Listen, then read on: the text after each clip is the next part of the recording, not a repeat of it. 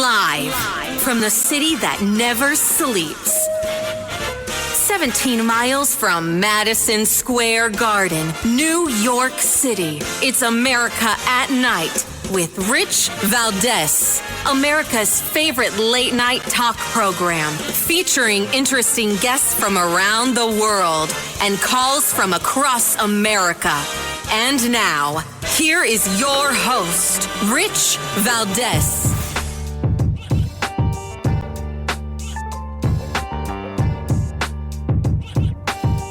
Hi there, good evening, and what's up, America? I am Rich Valdes, Valdes with an S, at Rich Valdes on all of the social media. Welcome to the Tuesday night edition of the program. We were off on Labor Day. Hope you enjoyed that flashback show.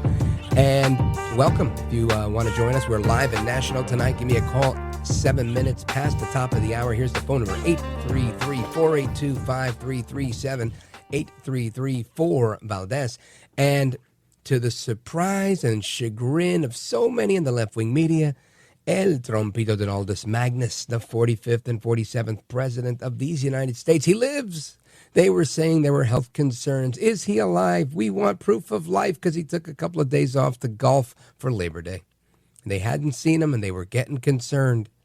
Well, lo and behold, President Trump was alive and well. And he was asked that question today in the White House if what he thought of the media asking him, I guess intimating that he was not around anymore.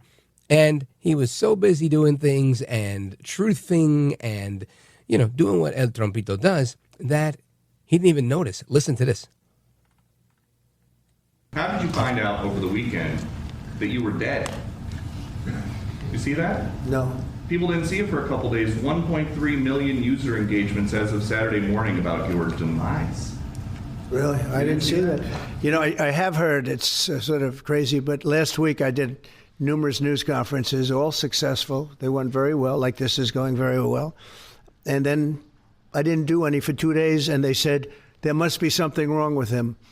Biden wouldn't do them for months. You wouldn't see him. And nobody ever said there was ever anything wrong with him, and we know he wasn't in the greatest of shape. No, I heard that. I get reports. Now, you knew I did an interview that lasted for about an hour and a half with somebody, and everybody saw that was on one of your competitors. I did numerous shows and also did a number of truths, long truths, I think pretty poignant truths. No, I was very active over the weekend. They also knew I went out to visit some people at the club that I own, pretty nearby on the Potomac River. And no, I've been very active actually over the weekend. I didn't hear that one. That's pretty serious stuff. I'm glad it's well, it's fake news. It's just it's so fake. That's why the media has so little credibility. I knew they were saying, like, is he okay? How's he feeling? What's wrong? I said, I just left. And it's also sort of a longer weekend, it's Labor Day weekend. So I would say a lot of people know I was very active this Labor Day. I had heard that, but I didn't hear it to that extent. That, of course, Donaldus Magnus, the 45th and 47th president of these United States. And I was told by our production people over the weekend or last week that some of our listeners are wondering why I call President Trump El Trompito. And I can clarify that. Not something I would typically do at the top of the hour, but it skipped my mind at the end of the last week. So I will share that with you. Doesn't matter if you are 8 feet tall or, 2 feet tall, if you're a little baby. In Hispanic culture, terms of endearment are often diminutive because it just shows, we love the little guy, even though he's the big guy, right? So that's really what it is. It doesn't mean that he's little. It means that he's family. It means that, he's a loved one. So El Trompito, Donaldus Magnus. Anyway, of course, Trump going on to talk about a number of other things. And one of the big things that happened today is the capture of a ship. And what happens when you capture a ship is very interesting. Or you blow it up or whatever it was. Apparently they killed a number of people. And this is interesting, right? You've got the United States military strike on the drug boat. They get the boat. Apparently there's fentanyl on the boat, but it also kills 11 terrorists from the transnational terror organization known as Tren de Aragua, which comes out of Venezuela. So I thought this was a very, very big thing that I'm not hearing a whole lot about, because call me crazy, but the posturing that the United States is taking right now, or is conducting, is doing, the posture that Mr. Maduro is claiming he's observing, is one of, he's saying, regime change. And I would say, I'm pretty sure the regime is going to change there, not because we're changing it, but because he may not survive if he doesn't start to play ball.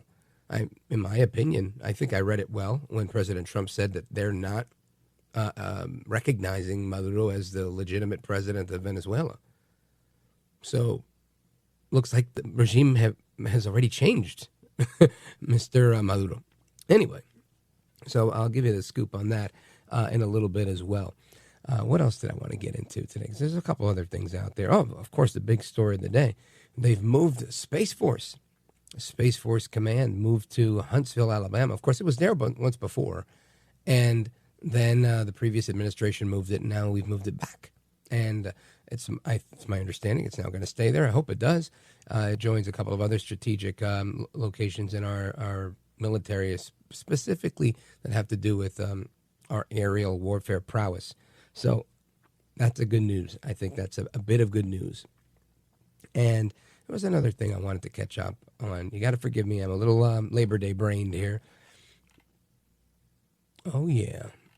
Oh, by the way, I got a couple of notes from people about the conference, the Barrett News Conference tomorrow in New York City. Yes, I will be there. I'm looking forward to seeing a lot of you there as well. So we're going to take a pause right here. We're going to come right back. We're scheduled to speak with Congressman Mark Harris, who's going to join us to speak about a number of items. And, of course, your phone calls, your thoughts, and your opinions right after that. 833-482-5337, 833-4-VALDEZ. This is America at Night with Rich Valdes.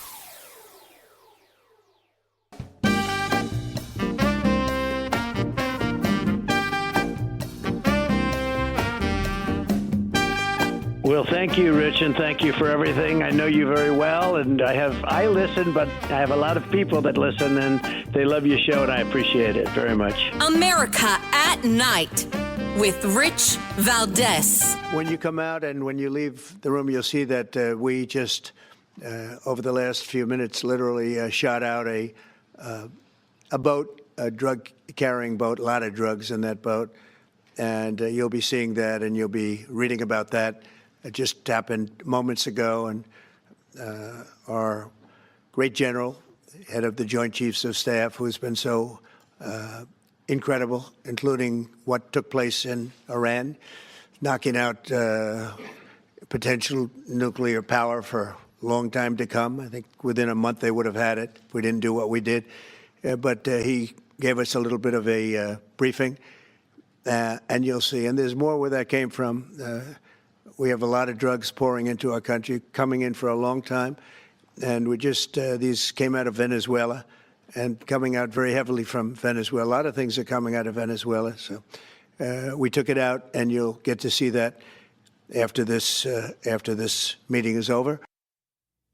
That's President Trump earlier today in the big announcement where they thought he was, they wanted to see if he was still alive. We want proof of life. Well, not only did they get proof of life, but he shot out a drug ship. I want to get some reaction to that, as well as the Farage testimony and so much more. Space Force going to Alabama from a Republican member of the House, Congressman Mark Harris, 8th District in North Carolina. Welcome, sir. Hey, Rich, how are you doing this evening? Wonderful. Thank you. I hope you had a good Labor Day. And talk to me about this this boat. What can you tell us? What's not classified? What do you know? Well, I'm still learning. I was flying into D.C. this afternoon while the president was doing that press conference, and so I heard it, what he said in the press conference, and then when I landed and was on the ground and have been in some meetings later this evening, it's my understanding, not a lot of details that I know at this point, other than it was one of those boats that I believed to be a cartel boat. I think when, again, more facts continue to come out, it's going to be that once again, President Trump means what he says and says what he means. And they have been serious about shutting down these cartels and going to war with them. And this was a major win. And again, when you start seeing some of the facts that I think will be coming out, you're going to, again, just see what the gangs and the drug lords and all of those, the game they're playing. And President Trump had another success, and our military did, in that very fight today.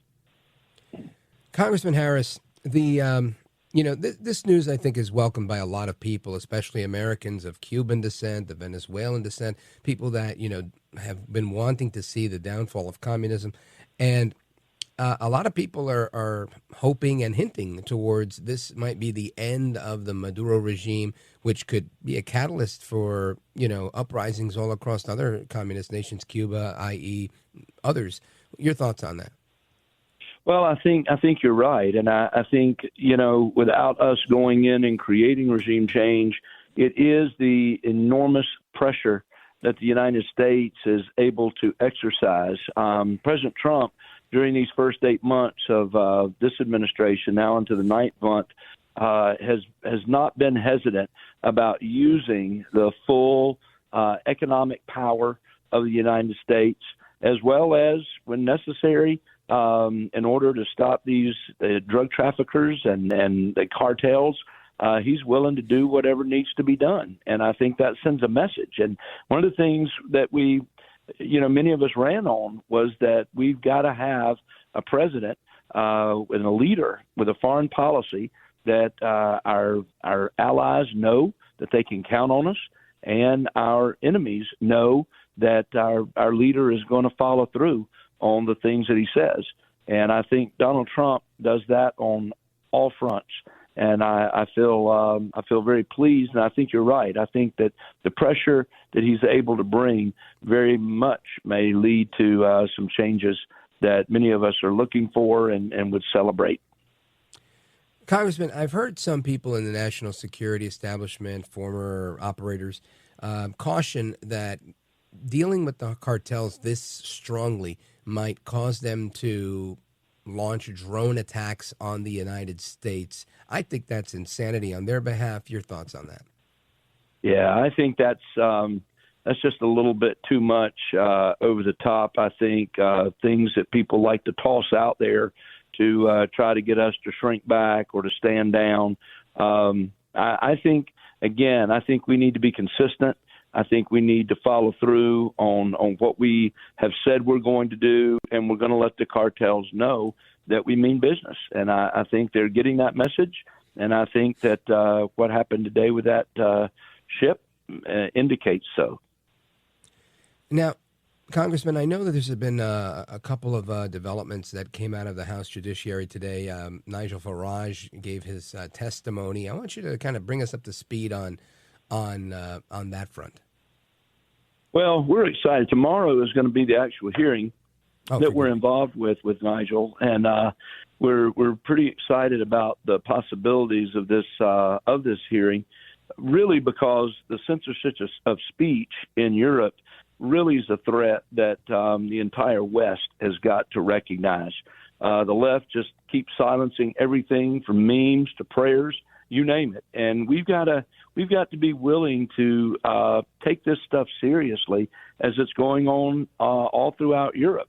And this hearing is going to examine the European threats to American free speech and innovation. And I think tomorrow, when you really hear from Nigel Farage, the member of UK Parliament, he's certainly going to be a key voice in this. And, what we're recognizing, and this to me is what I really am anxious to hear, the response of the witnesses tomorrow. In 2023, the British police made 12,183 arrests for, now get this, offensive posts on social media and That's other crazy. platforms. And they use these British hate speech laws. And that's more than 30 arrests a day. And when you really get down to it, the criminal post included online messages, and this is what they said. They caused annoyance, inconvenience, or anxiety to others. Now, when you start calling that a crime just because you annoy somebody with your post, or you inconvenience somebody with your post, or you create some anxiety, then you're on a dangerous ground. And for instance, we know of a mother and nanny who got 31 months in prison for calling for mass deportations online. In fact, her husband noted she got more time in jail for one tweet than most pedophiles and domestic abusers get. So we want to get some answers to how widespread this is, and what can be done about it. Yeah, and I've seen some of those reports about these Pakistani rape gangs going after young boys. And you're right, it's hard to catch those guys, and they're not getting as much time. That's insanity. Folks, we're on with Congressman Mark Harris, Republican from North Carolina's 8th District. And, earlier this year, Vice President J.D. Vance took to Europe and kind of sounded the alarm on this thought policing that's been going on in Europe. And they seemed somewhat offended when he delivered those remarks. Do you think there's a genuine sentiment of elitism and we know better than the people type of attitude going on? It seems to be that way. And it's funny you say that, because I did an interview earlier today with the BBC. And while I was talking to them, I mean, you could almost feel like the host of that program was really offended that we were even having this hearing, that it's not a problem there, that they do have free speech and free expression, and tried to come back on me with the hypocrisy, saying that what we're doing on college campuses by trying to shut down those protests really is hypocritical for us to say that we have free speech. And I went on to explain about anti-Semitism and how we're not going to tolerate the anti-Semitism here in our country, and all of those types of things. And there was a very big difference in having laws to where you make it criminal to simply annoy somebody. And again, we see people facing charges for praying in public. And in fact, I think a question will probably come up tomorrow, even to Nigel, about the pro-life activist Isabel Vaughn Spruce and a priest named Sean Goff, who were arrested for, get this, silently praying outside an abortion clinic in England in November of 22. So, I mean, these are the kind of things that we just have to really be careful about. And they've got all kinds of different acts and laws, and we need to be aware of it, because these are the kind of hate speech things that could slip in America very, very easily. I mean, you remember the story about Pavi, the member of parliament in Finland, that had quoted some Bible verses, and next thing you know, she's put on trial.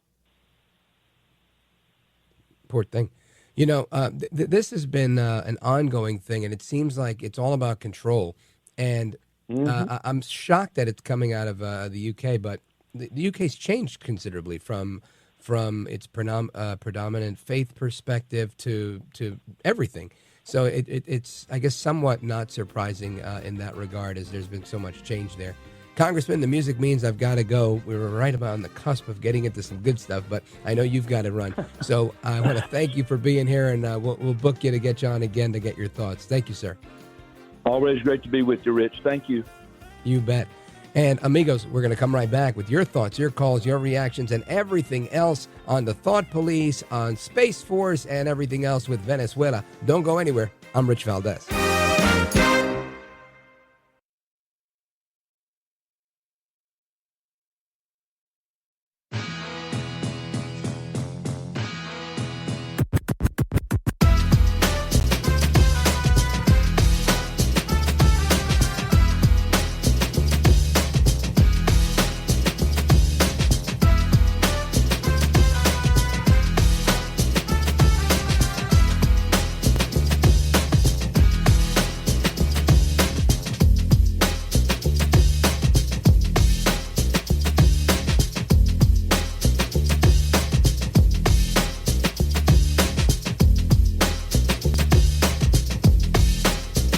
Thanks for what you do. You have so many people. You ask the questions that if a viewer had a microphone, they would ask that question, and you seem to always ask it right at the right time. So God bless you, my friend. America at Night with Rich Valdes.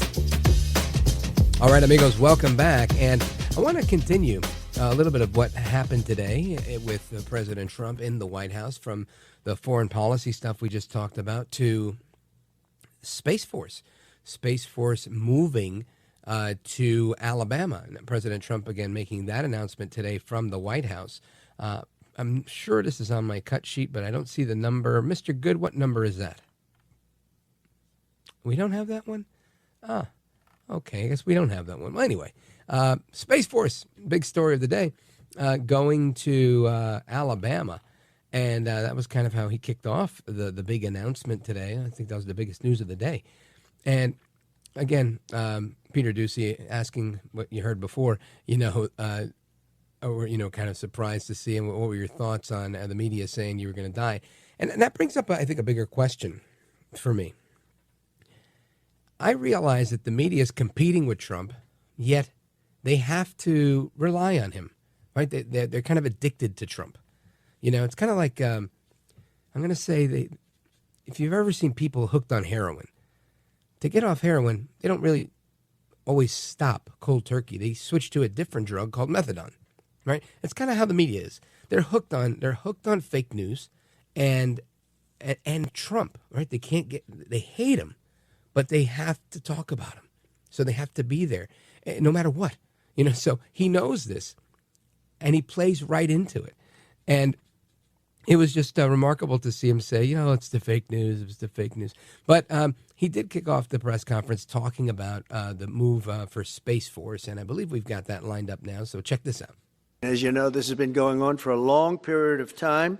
And I am thrilled to report that the U.S. Space Command headquarters will move to the beautiful locale of a place called Huntsville, Alabama, forever to be known from this point forward as Rocket City. Okay, so Huntsville, Alabama, we love Alabama. I only won it by about 47 points. I don't think that influenced my decision, though, right? That didn't, right? But we had a lot of competition for this, and Alabama's getting it, Huntsville in particular. So congratulations, everybody. Katie, congratulations. This will result in more than 30,000 Alabama jobs, and probably much more than that, and hundreds of millions of dollars of investment, and that's billions, because it can't be millions, it's billions and billions of dollars. Most importantly, this decision will help America defend and dominate the high frontier, as they call it. In my first term, I created a thing called Space Force, so important. We were losing the race in space very badly to China and to Russia, and now we're far and away number one in space, and reestablished Space Com with a mission to protect American space assets and detect any threat to our homeland. We initially selected Huntsville for the Spacecom headquarters, yet those plans were wrongfully obstructed by the Biden administration. And as you know, they moved them to a different locale. And today we're moving forward with what we want to do. And so there you have that. And this is a big deal, I believe. I believe it's a big deal because you need to kind of group these things together. And there's other federal law enforcement and military installations there that they can kind of play off of each other. And for whatever reason, Biden moved them, like he said, pure politics. And it makes sense, right? What's bluer than Colorado lately? I remember when Colorado was bright red, and it's not anymore. And I bring this up every now and again, but I'm going to share it with you. For those of you that like to read, read a book called The Blueprint. It's the story of how they took bright red Colorado and turned it into one of the bluest bastions in America. And it was a remarkable story, right? They had the Four Horsemen, these fundraisers. They harnessed the gay community. I think that's what it was called back then. It was called the gay and lesbian community. Today it's called LGBTQ and several other parts of an acronym. But back then it was called the gay and lesbian community. And they bankrolled, rich gay people from New York, rich gay people from San Francisco, all invested in Colorado to get a gay guy elected. First at the state assembly level, kind of like Zoran Mandami. I'm not saying he's gay, But I'm just saying he got in at the state assembly level and then to a higher office, right? So Mamdani is trying to get from the state assembly now to New York City mayor. And same thing happened with Jared Polis making his way into Congress and, of course, the governor and all that stuff. So fascinating story on how they did it. They wrote the book. They wrote the book on the plan they used so that other states could do the same thing. And it's part of the reason why people like AOC, and when I say people like AOC, I don't mean Puerto Ricans.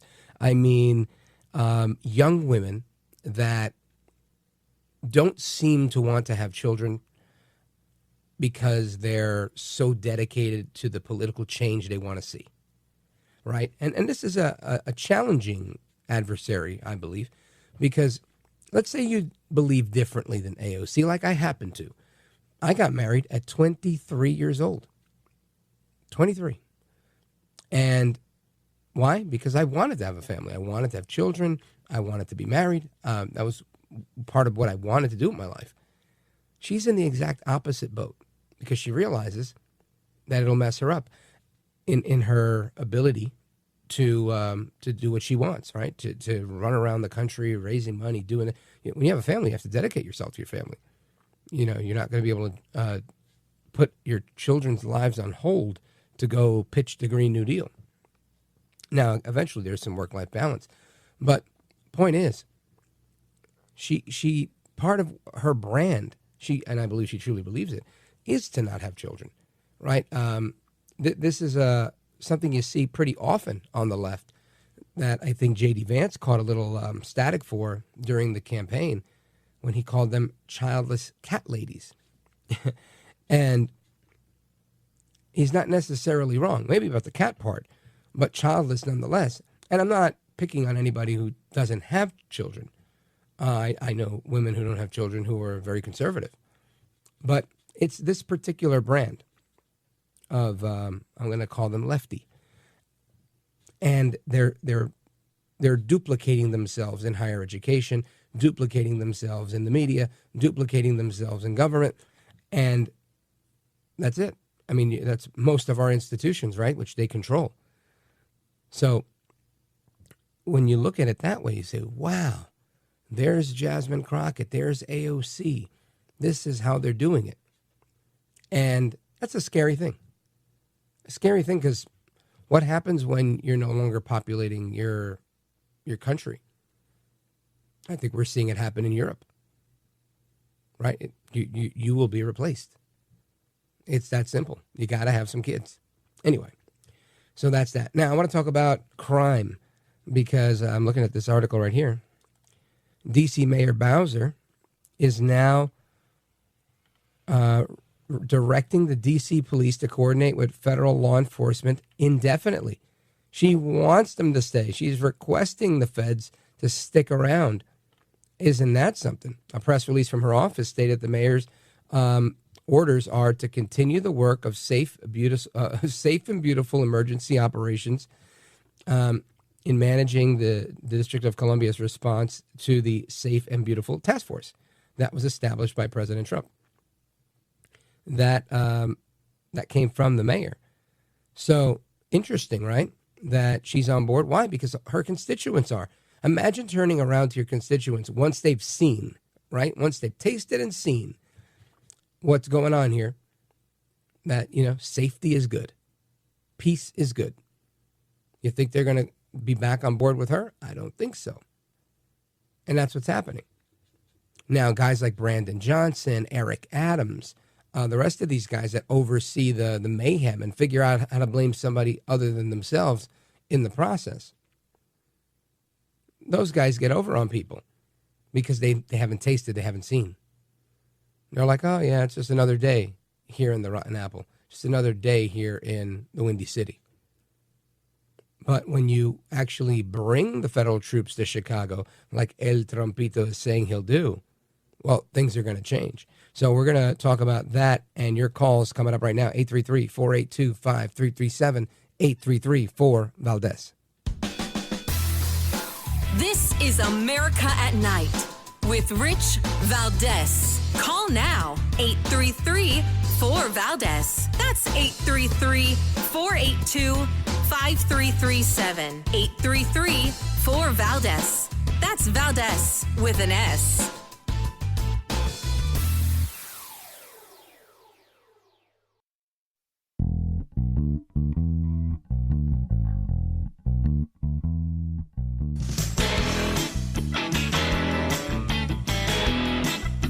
Call now, 833-4-VALDES. That's 833-482-5337. 833-4-VALDES. That's Valdes with an S. Well, we're going in. I didn't say when. We're going in. When you lose, look, I have an obligation. This isn't a political thing. I have an obligation. When we lose, when 20 people are killed over the last 2.5 weeks and 75 are shot with bullets, I would love to have Governor Pritzker call me. I'd gain respect for him and say, we do have a problem, and we'd love you to send in the troops because you know what? The people, they have to be protected. I saw today on one of your networks, not a friendly network, except really the opposite, I would say, very unfriendly network, and they interviewed about 12 people on this morning. Most of them were African American, who were black, and they were saying, please, please, please let the president send in. These were people from Chicago. Please, we need help. We need help. We can't walk outside. We're petrified. If the governor of Illinois would call me up, I would love to do it. Now, we're going to do it anyway. We have the right to do it. That's President Trump talking about going into Chicago to clean up the violence there with his federal law enforcement. Similar strategy to what happened in D.C., the difference there, that's a state. And that's why he said he would love to hear J.B. Pritzker calling him saying, hey, we need your help. Instead, J.B. Pritzker, takes to the airwaves to beat up President Trump, to make fun of people from MAGA, to take this holier-than-thou attitude when he's overseeing this state that isn't really doing much except redistricting like crazy, yet he wants to criticize Texas. Anyway, I want to get some of your thoughts, opinions, and reactions to what's going on in the news tonight. 833-482-5337, 833-4-VALDES. Let's go to Eduardo calling us from Tampa, Florida, streaming the show, richvaldes.com. But he's originally from Chicago, so he usually listens on WLS. Eduardo, go right ahead. Good evening, Rich. Well, let me start with Governor Westmore, who was photographed on George Clooney's boat in Italy. I think President Trump can show Mr. Moore and Mr. Johnson and all these blue governors and cities how to use a drone to kill people like the Trinidad people on those boats. I think that would be a nice training program for the blue governors and mayor. What do you think about that, Rich? Yeah. It's funny. Westmore's taking so much heat lately because he claimed to be some sort of Bronze Star recipient, and he wasn't. This stolen valor, it's not going over really well. But again, that's it seems to be a thing. I've seen it on both sides, but it seems to be a thing on the left to just exaggerate one's service, and I guess that's unfortunate. Talk to us about Chicago, Eduardo. Well, I grew up in the back of the yards movie in an apartment with gang members and all that. I never joined the gang. I thank my wonderful mother who told me you're going to learn English in school. When you come home, you can do Spanish. Mm-hmm. I mean, my mother was real strict on me and my younger brother. And so we were successful, both of us, in life. It's a shame. I mean, right now you have to live in a neighborhood like where they have these neighborhoods where the police and fire live in these neighborhoods to be safe. Otherwise, you got to have like a concealed carry or walk in a group because you're not safe especially at night. Yeah, like President Trump said, 20 dead bodies in 2 weeks. That's a horrible number. And, it's refreshing to see. And, I hate to call President Trump a politician, but I guess that is what he is now, being president and all. But it's refreshing to see a politician actually look at things for what they are at face value. 20 dead people, dead Americans. And, his response, he just kept saying it in that clip we played, I have a responsibility, right? An obligation. He said, I have an obligation. There's 20 dead people. And it makes you think, if there were 20 dead people from a disease, right away they'd say, oh, let's go to the fantastic CDC, right? Which CDC is under fire as well. So you're right. It's an interesting thing how people are doing what they can to stay alive in Chicago. Sad. It's very, very sad. Eduardo, anything you want to add to the Chicago point? No, but I wanted to thank you and Bill O'Reilly, and Rita Cosby and everybody on the East Coast hitting this, because this is good practice for your battle against Mr. Madami in November. Oh, yeah. This is good practice. The way you guys are battling Johnson and Perker, this is good practice for Madami. Yeah, well, the good news is he doesn't have that big of a footprint, Mamdani. And the reality of Mamdani, at least for now, he's a relatively unknown, right? Most of us in conservative media are putting him on the map. He's not a nationally known name, a citywide known name in New York. Nobody really knows the guy. He made a good showing in a primary, and that was to the most radical of the Democrat Party. But there's no guarantee that the party is going to carry the water for this Democrat socialist. In fact, I don't think they will. I don't even think of the 400, I think he had 470,000 votes or something close to that. I don't even think all of those people are going to be back in the fall, because many of them, when you see these interviews with people that say, oh, I voted for him, they didn't know that he was going to use the government to take over bodegas, that he was going to put $65 billion into, or $65 million into helping people get transsexual surgery, gender, or whatever, care. This is a big deal for a lot of people, and I think that's going to hurt them in the long run. Eduardo, thanks for the call, my brother. Shout out to WLS and, of course, everybody else. And, amigos, I'm coming right back. Rest of your calls and more. Don't go anywhere. This is America at Night with Rich Valdes.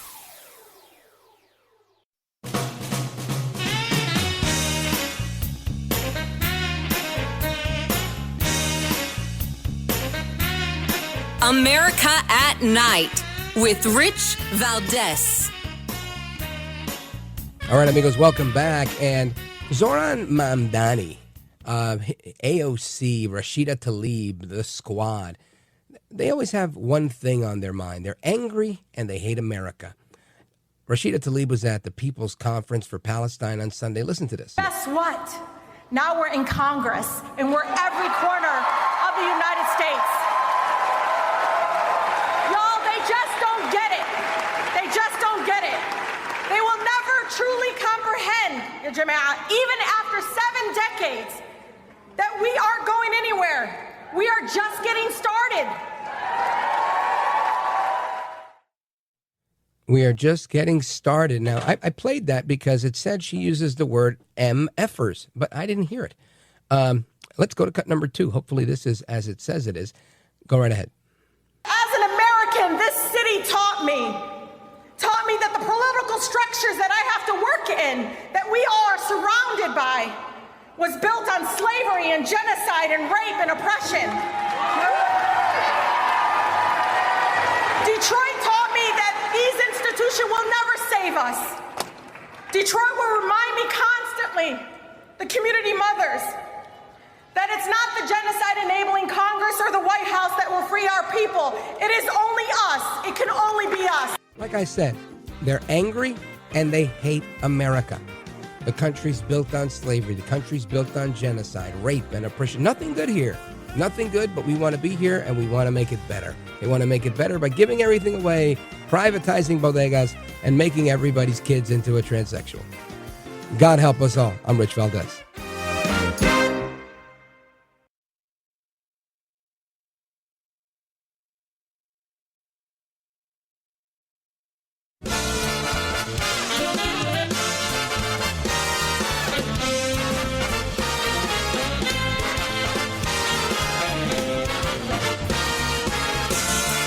Live from the city that never sleeps. 17 miles from Madison Square Garden, New York City. It's America at Night with Rich Valdes, America's favorite late-night talk program, featuring interesting guests from around the world and calls from across America. And now, Here is your host, Rich Valdes.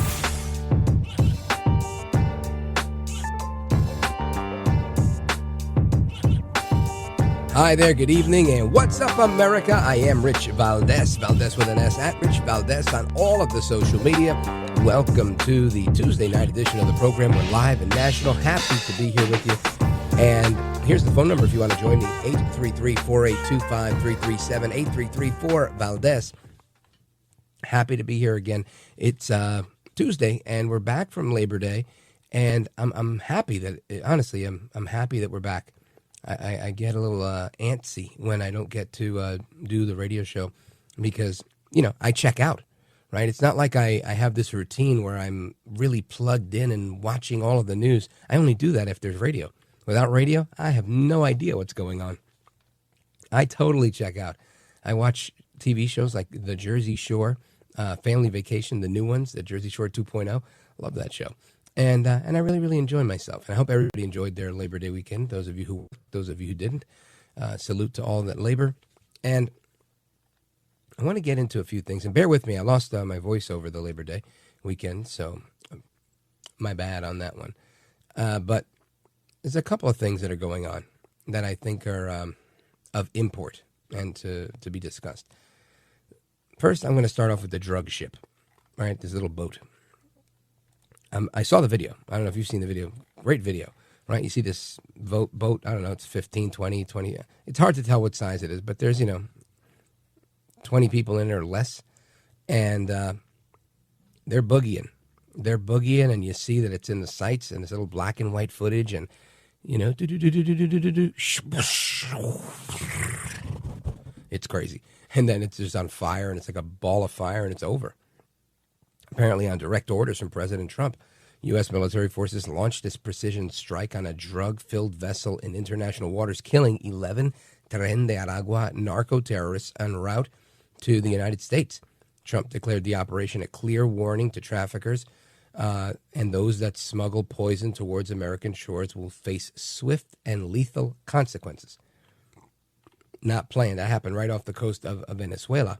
And, of course, Maduro, who, when Trump placed a bounty on him, he was talking tough. Then he changed his tune. He said, Mr. Trump, I want you to listen to me. And he had another message yesterday. He's taking it easy when he starts saying stuff in English.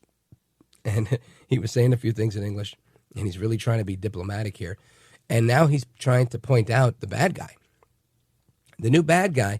Remember, communists always have a bad guy. Usually it's the United States and our imperialism, right? It's our evil capitalism that is ruining everything for everyone. But now, because he respects President Trump, he says, President Trump, I need you to be aware that there is someone in your ranks that is trying to make you look bad. That person, Marco Rubio.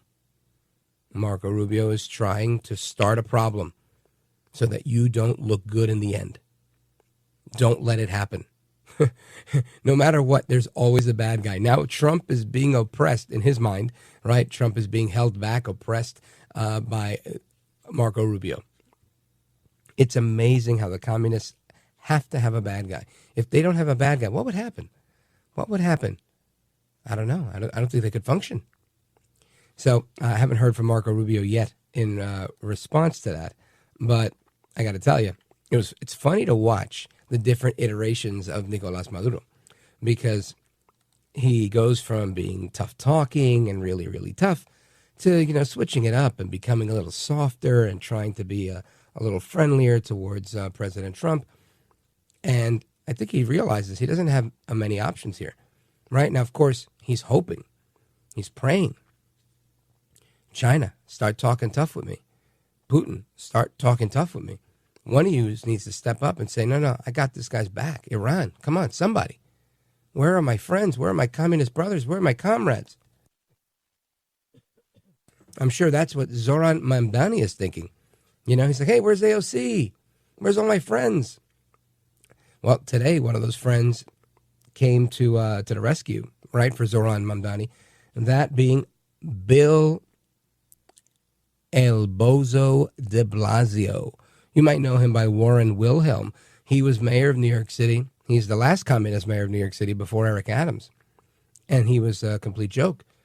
I mean, he was so bad that his own children, as I understand it, from the media reports and other things that circulated, his own children were involved in all sorts of things.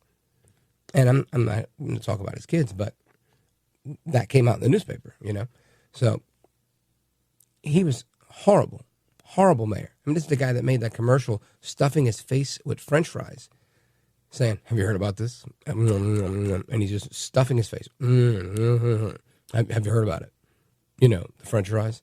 Oh, these fries are good. Did you know you get these fries for free if you get your COVID shot? I mean, he's a Cookie Monster. And it's ridiculous trying to trick people into getting the COVID vaccine by giving them free French fries. I mean, they're carbs and they're fried. I mean, what was going on here? Where was the commissioner of health? I mean, there couldn't have been a healthier option. I love French fries, by the way. But still, I'm not going to try and give them to everybody just so they can get the COVID shot. Live longer, eat French fries. Unbelievable. Anyway, the potato farmers are all angry at me for saying that. But this is what he did. The guy is horrible. His daughter was arrested for being part of the Black Lives Matter protest that attacked the police, where the chief of police, the chief of patrol, was hit in the head and he needed stitches. He was bleeding. I mean, it's absolutely insane, the things that went on during the de Blasio administration. His name's not even de Blasio. I mean, many around here know this, but I don't know if everybody else across the country knows this. Did you know Bill de Blasio, a.k.a. Warren Wilhelm, his given name, changed his name to sound more New York because he's not from New York. He figured that de Blasio sounded like a New Yorker. Did you know that he, like other famous commies, vacationed, or I should say did his honeymoon in Cuba? Praising Fidel? Just kind of crazy, man. But that's what these people do. Bernie Sanders did his in Russia, USSR. I mean, you can't make this stuff up. Just if anybody's wondering, when I got married, I did my honeymoon in the Poconos. I kept it real America. So anyway, I want to get into some of the stuff that's going on because, of course, there's lawfare against President Trump on every angle. Now they're saying that you can't use the National Guard, that he can't do this, he can't do that. Tariffs are illegal. I mean, the lawfare against President Trump does not end. And I want to get into some of that lawfare, have a little bit of discussion on that, as well as everything else that's going on, the latest with the classified documents that were smuggled by former National Security Advisor John Bolton, and so much more that's going on in the news. So keep it locked right here. I'm Rich Valdes. This is America at Night with Rich Valdes.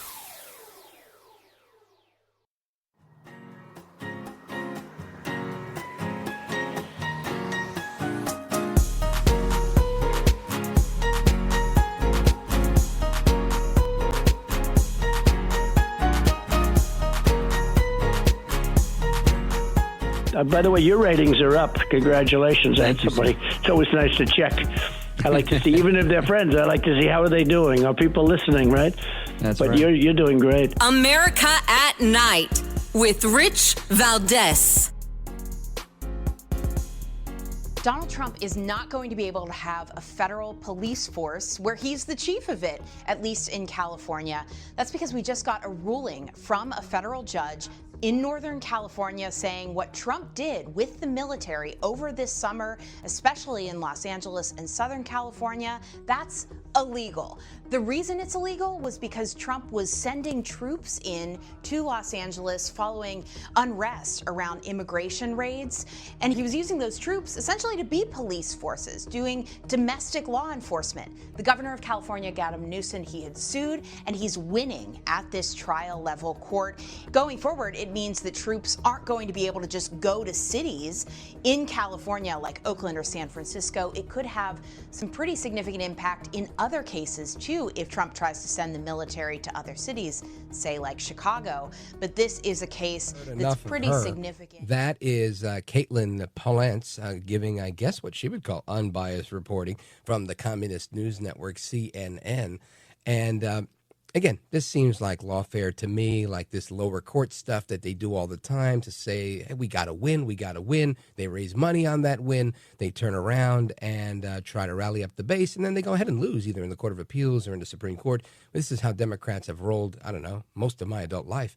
But I don't know, maybe I'm making it up. Maybe I'm just being a cynic. I want to bring in one of the pros, one of the big guns. She's been here before. I'm glad she's back. Christina Bobb, attorney for President Trump. You've seen her commenting on national security issues. She's actually currently a defendant in a Trump-related case, so she knows exactly what's going on, where the bodies are buried, and she's the author of the book Defiant, Inside the Mar-a-Lago Raid and the Left's Ongoing Lawfare. Christina Bobb, welcome back. Hey, thanks so much for having me. You bet. So you heard that report there. What's your reaction to that?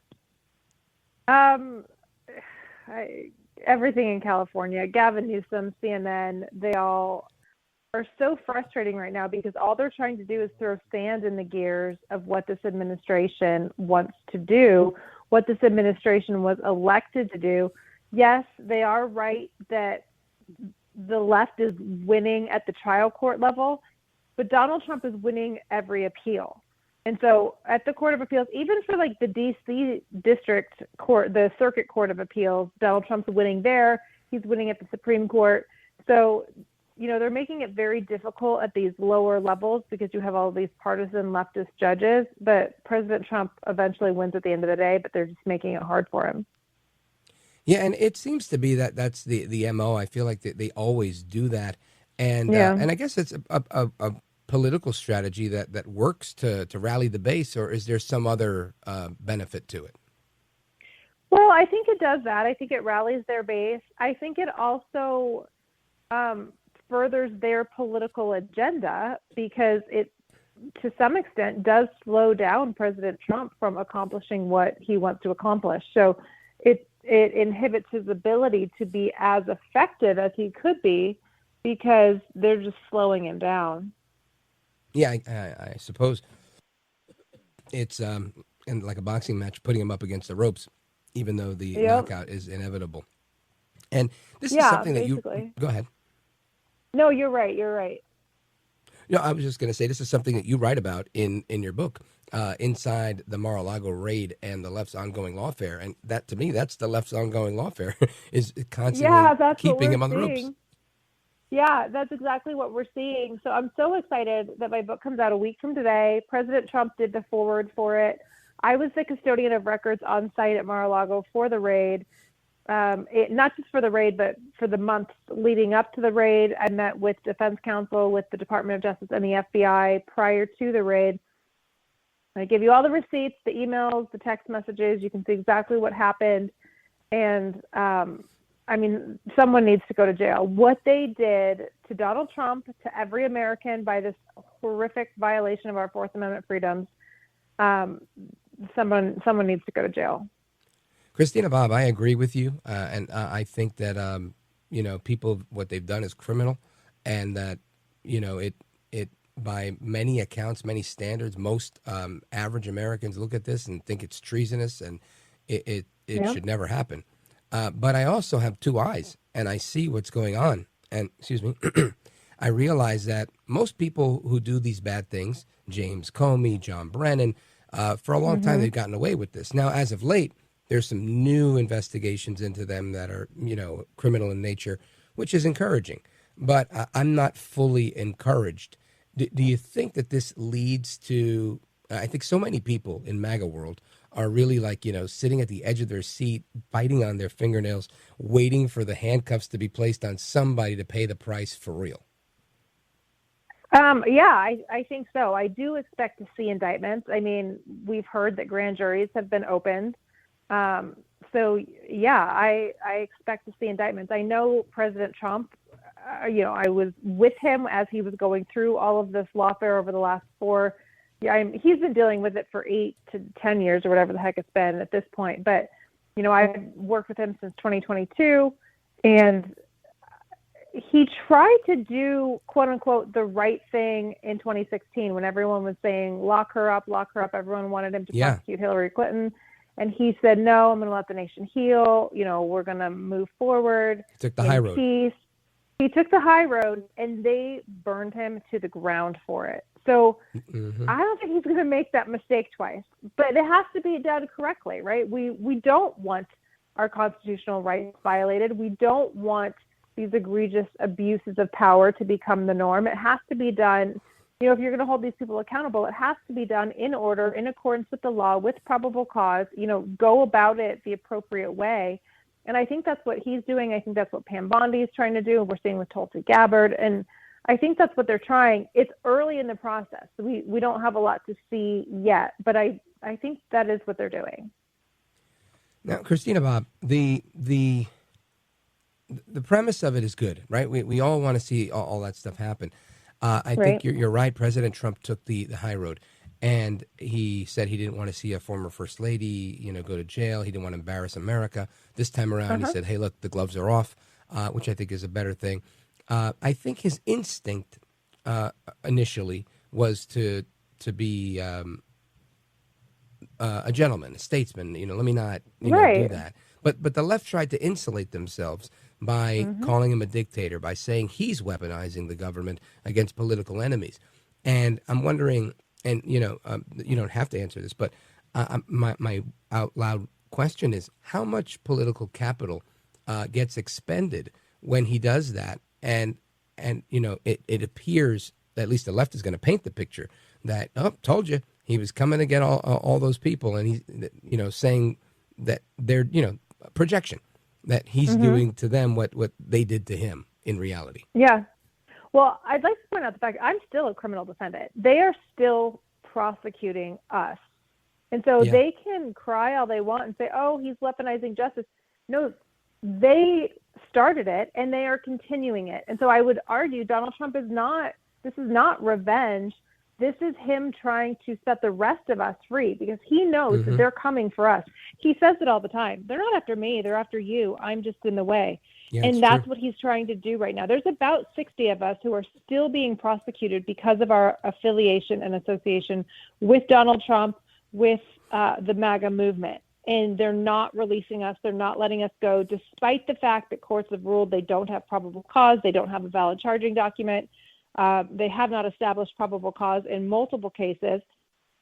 My indictment has been thrown out, thank God, but the case hasn't been closed, and the Arizona Attorney General is still trying to prosecute us despite the fact that she doesn't have probable cause, and the courts have ruled that she doesn't have probable cause, but she's not releasing us. And so it's like, when you've got people with guns to each other's heads, and they say you have to put your gun down. Okay, well, you go first. Right. Well, listen, pretty as you are, I don't want to see your mugshot anymore, nor do I want to see Rudy Giuliani's or President Trump's. It's time we see the real bad guys and their mugshots. Amigos, we're coming right back with Christina Bobb, former attorney to President Trump and the author of the book Defiant, Inside the Mar-a-Lago Raid and the Left's Ongoing Lawfare. Don't go anywhere. I'm Rich Valdes.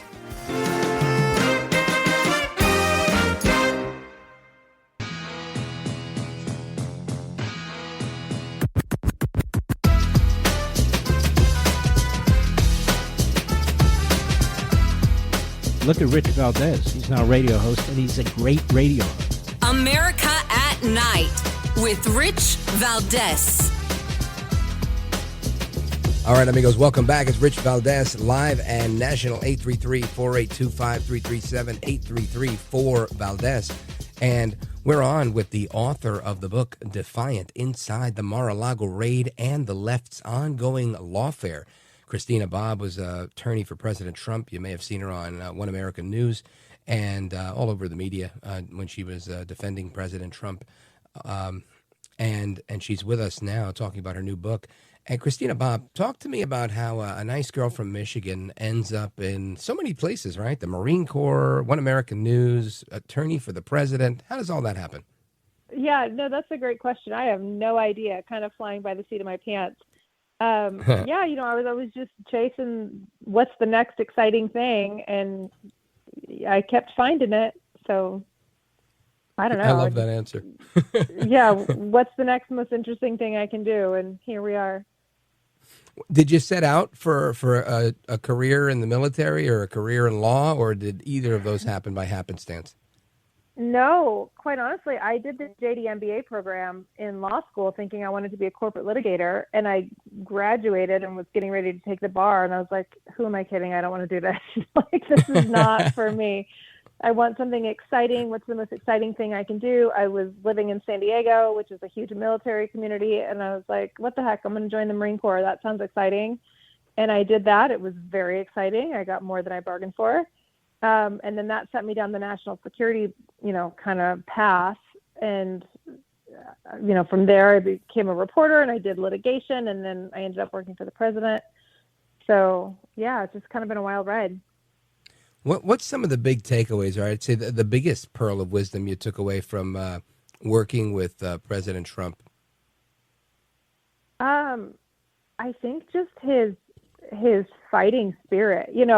He and Rudy Giuliani as well. Rudy taught me this as well. When you're doing things that matter, people are going to come for you, and you just have to fight through it, and you can't be fazed by it. And Lord knows I've had bigger enemies than I've ever had in my life doing this.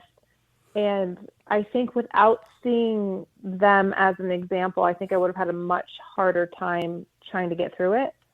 But they both really were just great examples and mentors of like, yeah, they're going to come at you, but just keep going.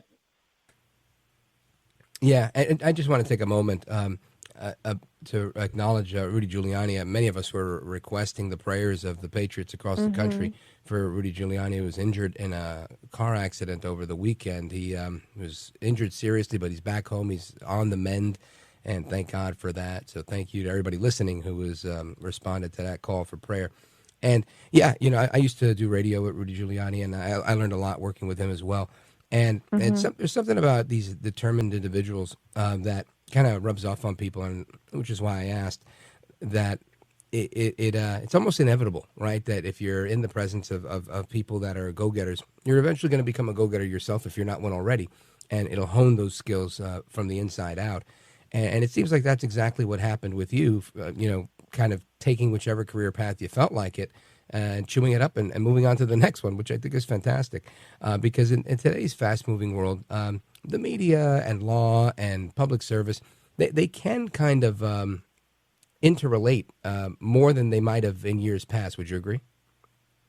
Oh, yeah. I think everything's happening so fast now that there's not as much distinction, especially with the media. I mean, media is everywhere. It's cell phones, it's social media, it's big networks, and it's all kind of blending together to where, just everybody, the amount of information that we have access to is just beyond anything we've ever seen before. Yeah, you bring up a really good point. I remember a time where radio was probably the fastest place to get the news because TV took a while to create a graphic or something like that. Right. And now it's been Twitter for a good decade or more. Everything breaks on Twitter before anywhere else. Yeah, no, that's true. And I think it's good. I mean, there's good and bad to it, right? But the thing that I like about it is it creates kind of, it decentralizes media, right? It used to be, at least in the last, 10, 15 years, it was Fox, MSNBC, CNN. That's where everyone kind of, quote unquote, gets. Yeah, that's where you kind of get your news. But now I think radio is making a comeback. I think podcasts are obviously growing. You've got social media platforms that are now, news. Who would have thought Spencer Pratt is like the best reporter in California right now? I mean, the information coming out from people that aren't even trained journalists, I think is, like I said, it's good and bad, but I think it's really good in the sense that it's just kind of decentralizing media, where media over the last 15 years really had become centralized among the big three. Thomas Paine, Paul Revere, right? I think that's what America was built on. Yeah, for sure. informed citizens doing their thing. Well, give everybody the Reader's Digest version of the book so that they can go and pre-order 2 copies now, one for themselves and one to give away. Yeah, so it's the real story of Mar-a-Lago. The story that the media told you back in 2022 when all this was going on, it's just not accurate. It's not real. It doesn't give you the picture of they were trying to set Donald Trump up. They were trying to frame him for something that never occurred. They weren't able to do that. They were trying to do it in Washington, D.C. It didn't work. They had to move the case to Florida because they didn't have a case in Washington, D.C. And the details and the back and forth and everything that went on between President Trump and DOJ and the FBI and myself and my story, it's just shocking and appalling. And people need to know how much they're coming after us. Like I said it before, when Donald Trump says they're not after me, they're after you, I'm just in the way. This story is what he's talking about. That's why he did the forward for it, because he wants Americans to know what's at stake. So please check it out. It will give you a very clear picture of what happened. Amigos, the book is Defiant, Inside the Mar-a-Lago Raid and the Left's Ongoing Lawfare. The foreword of the book is written by President Trump, the author, Christina Bobb. I want to thank you for, again, bringing us up to speed on what's going on, giving us your legal opinion on things. Godspeed to you. Good luck with the book, and we'll talk again soon. Great. Thank you. You bet. And, amigos, we continue with your thoughts, your calls, your opinions, and everything else. 833-482-5337, 833-4-VALDEZ. This is America at Night with Rich Valdes. Call now, 833-4-VALDEZ. That's 833-482-5337, 833-4-VALDEZ. That's Valdes with an S.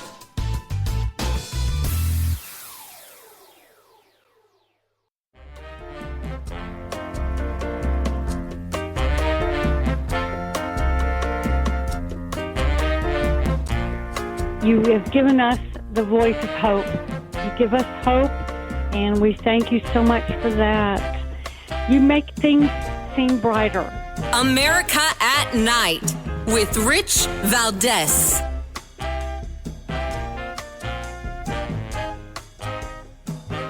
Welcome back, and we continue.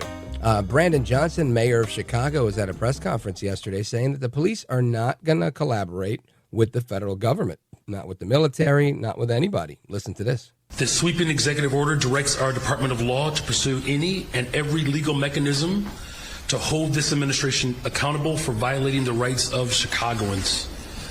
This order affirms that the Chicago Police Department will not collaborate with military personnel on police patrols or civil immigration enforcement. We will not have our police officers, who are working hard every single day to drive down crime, deputized to do traffic stops and checkpoints for the president. This order affirms the CPD officers will be directed to wear CPD uniforms and refrain from wearing masks so that residents can clearly distinguish them from federal agents. So that again is Chicago Mayor Brandon Johnson saying we're not doing it. We're not going to do it. Not going to do it. And again, doesn't come as any surprise. Gavin Newsom doing pretty similar and then suing on top of that. And I think we could expect to see more of that when people don't agree. They sue, and that's fine. But who hangs in the balance? The people that live in these places, right? The people in Chicago, if they had their choice, and you've heard the clip after clip after clip of these people being interviewed all over the streets of Chicago, especially on the South Side. They want President Trump to send in the National Guard. They want the military. They want the police. They want the help because they want to live in safety. But guys like Brandon Johnson, guys like J.B. Pritzker, guys like Gavin Newsom, they know more than everybody else, right? Let's get your thoughts, your calls, your opinions on what's going on. Let me see. Where do we go from here? We go to Debbie, Canton, Ohio, WNIR. Debbie, go right ahead. Well, hey, Rich, how are you? Wonderful, thank you. Good, thank you. Well, I'm doing wonderful, too, because I bought a Powerball ticket. Oh, I hope you win. $3. It's like $1 billion, right? Oh, no, I bought one for $3, and I won No, I mean $300. the jackpot is like $1 billion. I know, but I bought one for $3, and I won $300. Oh, look at you! Yeah, lucky me, right? You did fantastic. That's fantastic, right? I bought it for $3, and I got $300. So, yeah, those are good odds. All right, that's the levity side. Now, on the serious side, I want you to comment on this summit that Putin and Xi and Kim and I don't know what the India guy. What do you think of all that? And Trump's not involved. Now, I just want to hear your comments, sir, on that, because it scares me. I mean, what's going on there? What's cooking?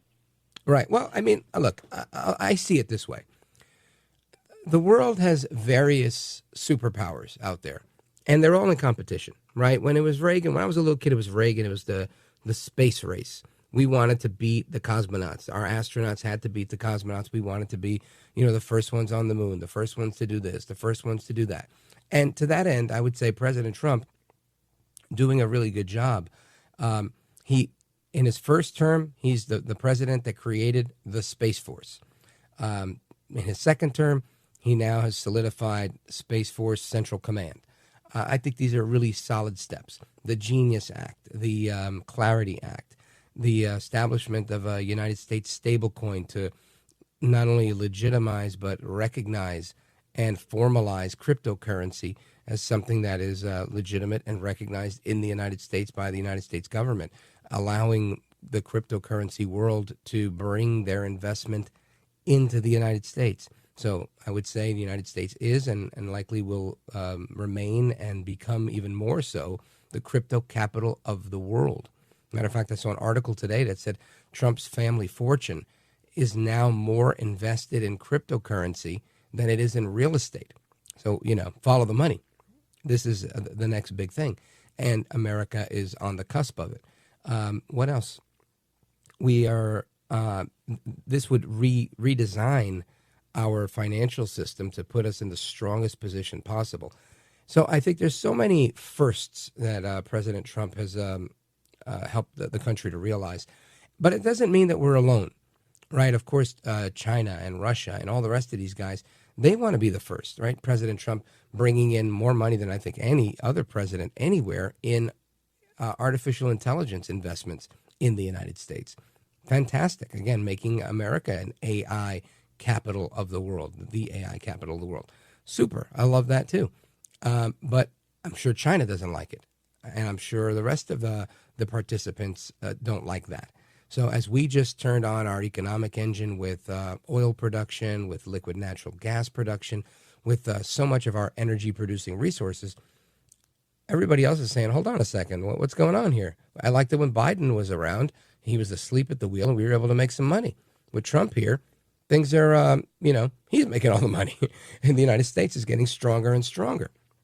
So good for the Americans. And everybody else globally is like, oh, hey, let's get together and have a summit, right? Let's figure out how we can kind of either get in on the action or counter. And I think that's what we're seeing, right? There's always going to be that type of adversarial relationship, that type of competition. And I would even say at sometimes enmity, right? Where they want to hurt us somehow.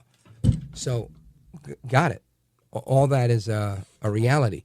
So I think that's what we're seeing now. I think Trump has his deals with certain people through tariffs, and he's got strategies going with a bunch of people, in particular India, which has been contentious over the last few days. So I think it's let everybody have all the meetings that they want to have, Debbie. And, we can't stop anybody from meeting. They should meet. They should meet. I think what's really important here is the takeaway of the position that it leaves the United States in, which I think is still a stronger one than we were in before. Okay, Debbie, thank you. It was my hair. I stunned her with my good-looking hair. All right, anyway, let me continue here. No, I take a pause here and then I come back. Coming back to Reno, Nevada. I'm going to John in Reno, Nevada. Don't go anywhere. This is America at Night with Rich Valdes.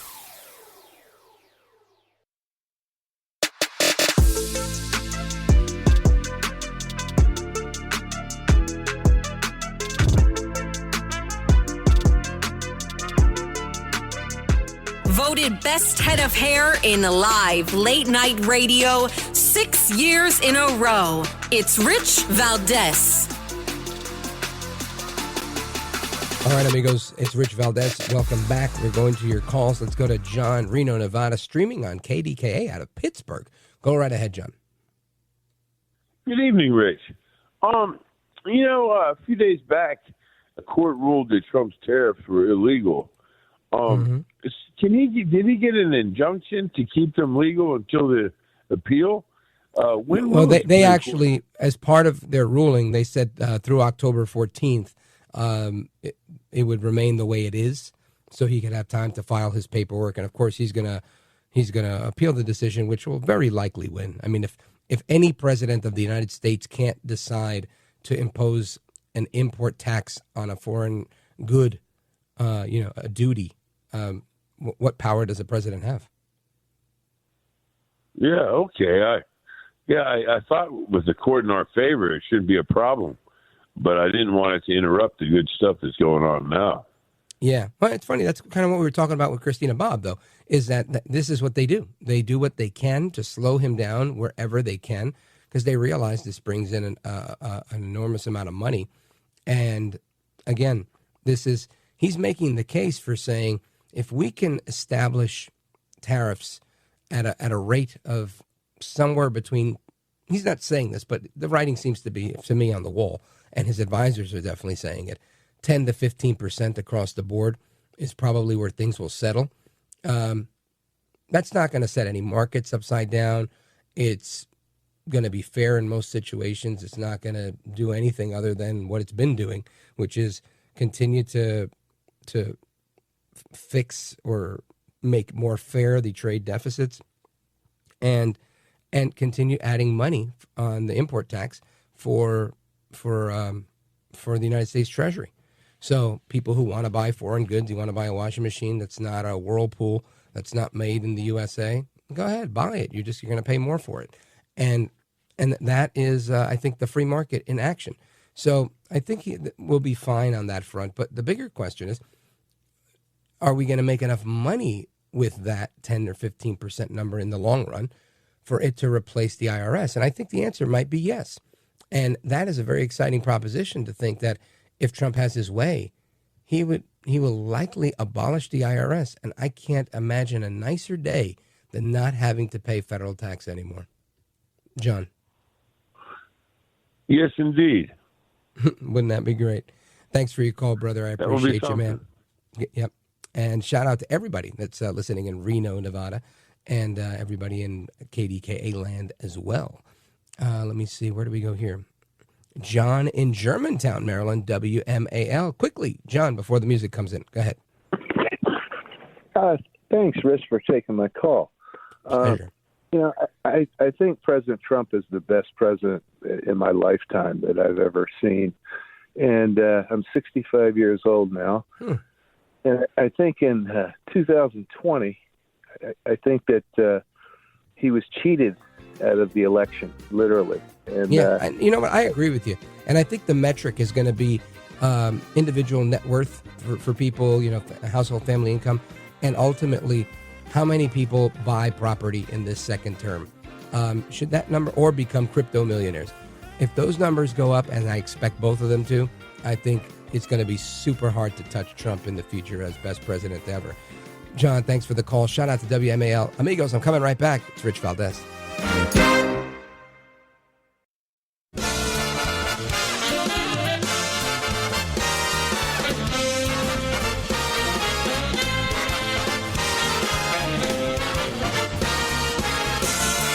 Live from the city that never sleeps. 17 miles from Madison Square Garden, New York City. It's America at Night with Rich Valdes, America's favorite late-night talk program, featuring interesting guests from around the world and calls from across America. And now, here is your host, Rich Valdes.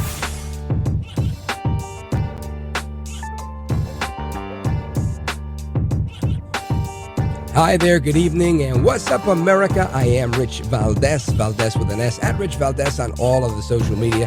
Welcome, welcome, welcome. Tuesday night edition of the program. We're back for another hour, and of course, our phone number, 833-482-5337, 833-4-Valdes.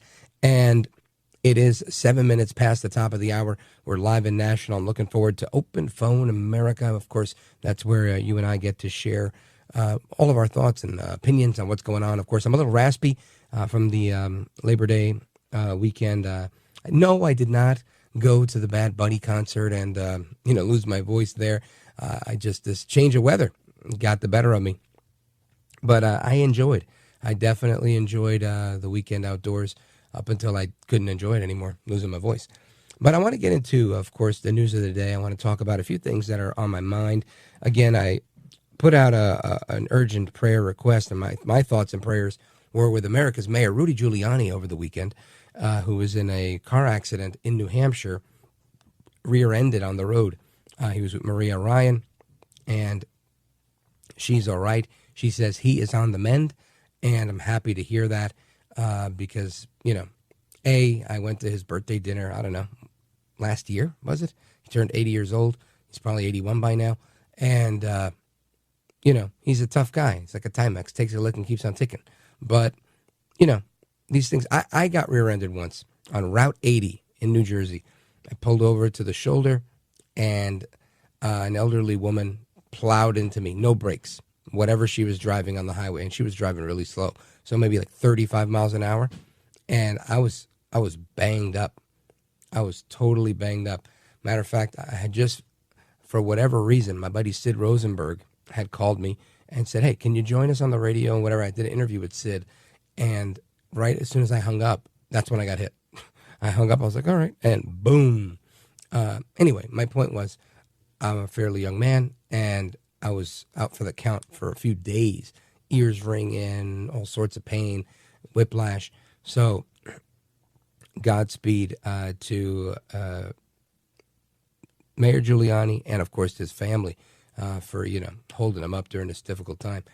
And moving on from that, I want to talk about everything else that's happening, right? You've got a bunch of things happening on the international front. You've got President Trump, the people in D.C., the people in the media saying, oh, my gosh, where's Trump? What's going on? His hands have bruises on him. I haven't heard from him in a few days. Is he dead? He had no idea, which is pretty funny. He had no idea. I played this clip before, but I want to play it again so you can hear his response, because he really was like kind of dumbfounded, I think, when Peter Doocy asked him what he thought about being dead. I think, he was like, are you trying to get fresh? Listen to this. How did you find out over the weekend that you were dead? You see that? No. People didn't see it for a couple days. 1.3 million user engagements as of Saturday morning about your demise. Really? I didn't see that. I have heard, it's sort of crazy, but last week I did numerous news conferences, all successful. They went very well, like this is going very well. And then I didn't do any for 2 days, and they said there must be something wrong with him. Biden wouldn't do them for months. You wouldn't see him. And nobody ever said there was ever anything wrong with him, and we know he wasn't in the greatest of shape. No, I heard that. I get reports. Now, you knew I did an interview that lasted for about an hour and a half with somebody, and everybody saw that was on one of your competitors. I did numerous shows and also did a number of truths, long truths, I think pretty poignant truths. No, I was very active over the weekend. They also knew I went out to visit some people at the club that I own pretty nearby on the Potomac River.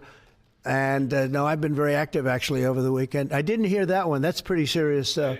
I'm glad it's well, it's fake news. It's just so fake. That's why the media has so little credibility. I knew they were saying, like, is he okay? How's he feeling? What's wrong? I said, I just left. And it's also sort of a longer weekend, it's Labor Day weekend. So I would say a lot of people know I was very active this Labor Day. I had heard that, but I didn't hear it to that extent. Being very active on Truth, posting a lot of Truth social posts. And one of the ones he posted was from a pretty obscure account that was, posting QAnon stuff. And in this one, it's a picture of President Trump. He's got his hands out, and there's like a world with like flames around it. And it says the world isn't ready for what's about to come, or something to that effect. But soon they'll all understand. And in the palm of his left hand, there's a big Q, but it's kind of like faded with a plus sign next to it. Now, I'm not going to, pretend I don't know what that is. I know all about that stuff. I have these in-depth, hours-long conversations with my brother, who's like a decoder for the QAnon stuff. And this is a mix of things, right? QAnon takes 3 grains of truth. It throws in a little bit of fantasy land, et cetera, so that, when you go, that's not real. They go, what do you mean? This isn't real? And that's what it's designed to do. And listen, if there were I don't know how many people are involved in following and deciphering QAnon, but if I had something like that about me, shoot, I'd throw them a bone every now and again too. Why not? Right? I mean, you want to throw some red meat to the base. Yeah, you have to. I think Trump is a master of these things, and good for him. And the reality is, the world isn't ready for what's going on. Right? Trump is managing to work on his golf game. Right? He said, I was at a club that I own. So that means he was playing golf. Good for him. Right? He enjoyed Labor Day. He didn't do a press conference for 2 days because it was Labor Day weekend. I know I didn't go to work for 2 days, 3, because it was Labor Day weekend. So, yes, got it. And yet we have all sorts of things going on that I think are positive, right? I mean, the Friday before, right? Friday before, or maybe 2 Fridays ago, the summit with Putin and the folks in Alaska. Every week you've got Trump tackling some new item. It's not like he's got one project and it's the border. It's Tom Homan. It's, going after Abrego Garcia. It's the other guy from the Columbia riots, the college guy. I forget his name. It's everything at the same time. And he's going out and high-fiving the troops and making sure that his guys on the ground, like Pete Hegseth and Stephen Miller, are out there going to Shake Shack, making sure they're taking care of the troops. And it is a well-oiled machine. And I can't help but A, be impressed by it, and B, be refreshed by it.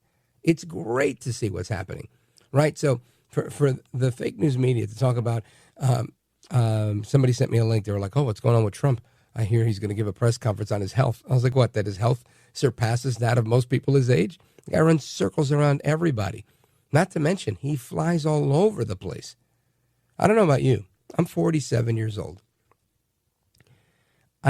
You put me on a plane for more than 2 hours and 40 minutes, I'm freaking out. I'm going to the bathroom every 10 minutes. Why? I can't sit down that long, right? I'm just literally all over the place. I got to shake my leg. When I'm on TV, I look at myself. You see all the shaking? That's me shaking my leg like a madman, right? I'm just a chronic leg shaker. So I give him a ton of credit for the ability that he has to do all these different things and to get so many people firing on all these different cylinders, honestly. So anyway, that's what I wanted to say about that. They said he was dead, and he's got 8 million things going on. Another thing that we want to talk about tonight is this commie in New York City, Zoran Mamdani. I like to call him Moron Madmani. And I want to say he's all sizzle, no steak, right? It's my belief that a lot of people voted for Zoran Mamdani in the primary because they felt like it was the thing to do. But I think I don't think he's going to have that amount of votes at 470,000 and add to that number in the general for whatever reason. Maybe I'll be wrong and I'll have to eat crow on election night, but I don't believe it because maybe he'll have. I'm not saying he's not going to get more votes. I'm saying I don't know that all of those people are going to be repeat voters in the general because of how well the various campaigns are doing with respect to educating the public, letting them know how bad this man really is, how dangerous these policies are, the fact that he wants to have government-run bodegas, $65 million for sex change operations. That's crazy. So I want to get to the bottom of that with New York City Councilman Frank Morano. Don't go anywhere. This is America at Night with Rich Valdes.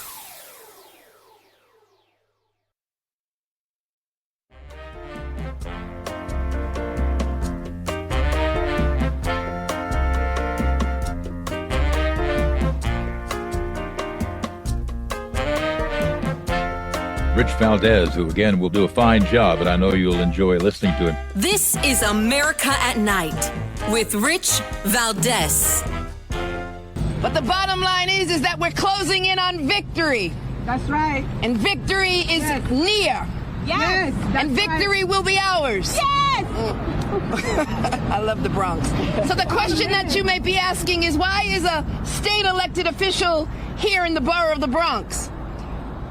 Because my power comes from the Bronx. I won because of the Bronx. That is Attorney General Letitia James at a campaign rally with Zoran Mamdani in the Bronx today, saying victory will be theirs. I want to get some reaction to that from our guest. He is a councilman for New York City, Staten Island, in the building. Frank Morano, welcome, sir. It is great to be here with my liberty-loving Latino amigo.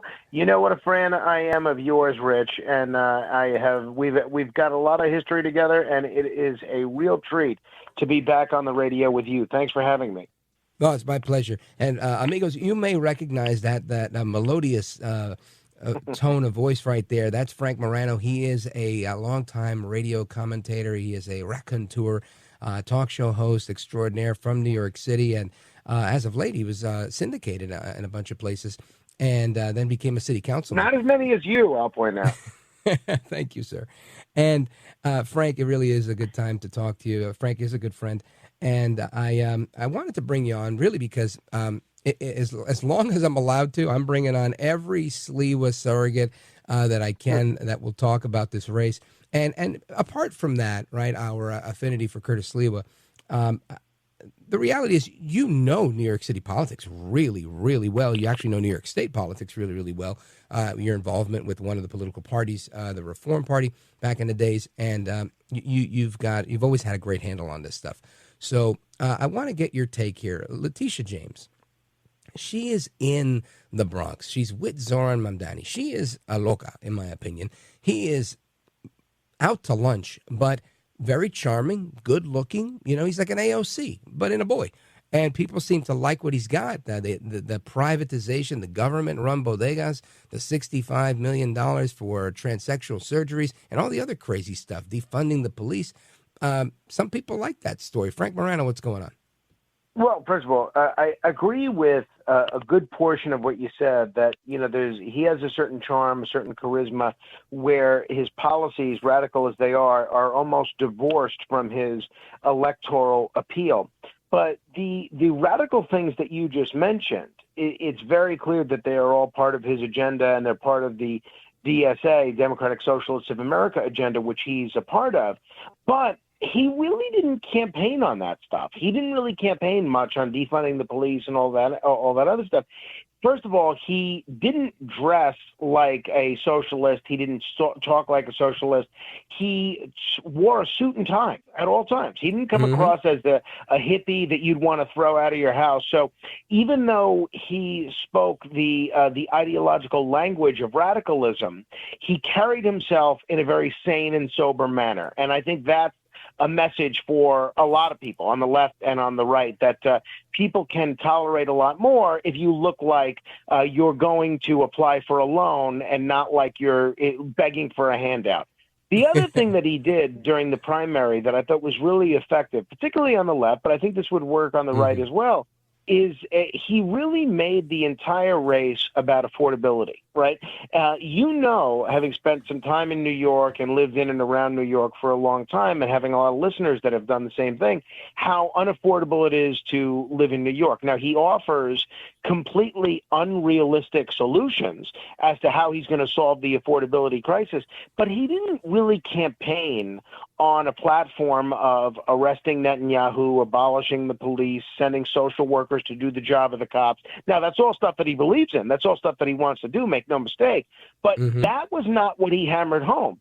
The videos that he that went viral on TikTok were him in front of a halal cart saying, "Oh, can you believe it costs $10 to get a halal meal?" That kind of thing.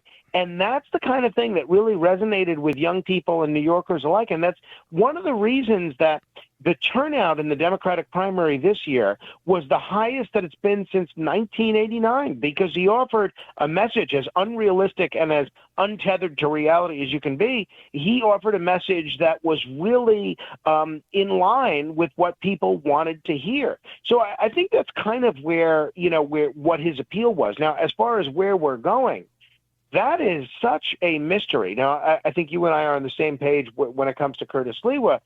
When it comes to the four candidates that are in this race, you have, you played the clip of Tish James. You saw some Democrats that have distanced themselves from Mamdani. Congressman Tom Suozzi came out today and said not only is he not endorsing Mamdani, but that DSA people like AOC and Mamdani should consider leaving the Democratic Party. But what we're seeing from most of the leading Democrats in New York and in the country, folks like Kathy Hochul, Chuck Schumer, Hakeem Jeffries, is they're trying to have it both ways by not endorsing him, so this way it can't be used against them in a future contest, but they're also not repudiating him, as Suozzi did. So, even though, I'm a Republican and an elected official as a Republican, I think you got to give Suozzi some credit. I realize he's running in a more moderate district next year than the blue districts that people like AOC are running in. But I think that's the kind of courage that we need to see more of from leaders in the Democratic Party. I think it's going to be interesting to see if Mamdani does win, heaven forbid, what the future of the Democratic Party is, not only in New York State, but nationally. Really, really good analysis, Frank. I want to continue to peel back the onion a little bit with you. Amigos, we're on with Frank Morano, New York City councilman, coming out of Staten Island, New York, and you've heard him on the radio. He's a tremendous talent, and I'm happy to have him on the show again. We're going to continue our conversation with him straight ahead to talk about what the outlook looks like, specifically with these four candidates. Eric Adams, who in my opinion is a complete failure. More crime, women on fire on the subway. I mean, just absolute insanity with Eric Adams. Then you've got Cuomo, who signed the no cash bail, cashless Cuomo. He signed this thing into law in 2020. Now he's trying to backpedal from it himself. And then you've got Zohran Mamdani, who, as Frank just pointed out, ran a pretty moderate campaign on issues that mattered, but then went crazy talking about arresting Netanyahu, talking about the money for the trans kids and all of that stuff, and everything else with the defunding the police. So how does that play out in the general? To me, I think a lot of people didn't know how radical he was to begin with, which was the premise I started with, and I think I might be onto something. So we're going to continue our conversation with Frank Morano, New York City councilman, straight ahead of me, Rich Valdes. Don't go anywhere.